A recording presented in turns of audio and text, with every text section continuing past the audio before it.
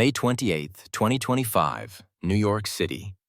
In a landmark decision with sweeping economic and political consequences, the United States Court of International Trade ruled late Wednesday that President Donald Trump's expansive tariffs on foreign goods, a hallmark of his trade agenda, were unlawful and must be halted.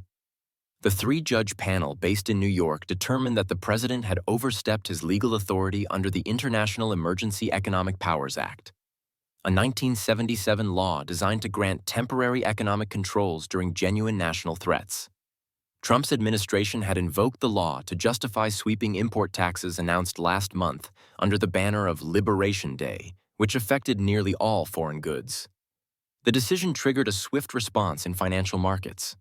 Futures on the Standard & Poor's 500 index surged by over 1% following the ruling. However, the Justice Department immediately signaled its intention to appeal. These tariffs had rattled both global markets and American businesses. Small importers and state governments filed lawsuits citing financial harm and disruption to supply chains. Among the plaintiffs were small companies such as Fish USA, Terry Cycling, and Genova Pipe, which reported sourcing issues and cash flow problems. A separate case was brought by 12 Democratic-led states, arguing the tariffs inflated costs for critical public services.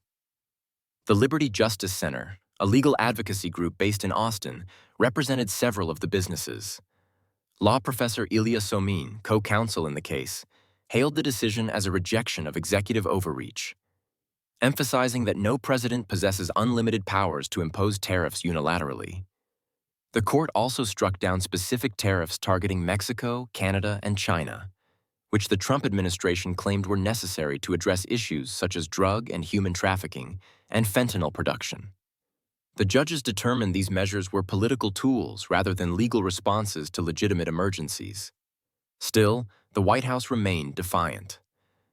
Kush Desai, a spokesperson, asserted that persistent trade deficits are a national emergency that has eroded American manufacturing and national security. He insisted that only the president has the judgment to resolve such threats. Though the ruling halts the current tariffs, the administration is expected to pursue alternative legal channels to revive the measures. Legal analysts believe the Trump team may resort to traditional trade laws, though this would require procedural compliance and time.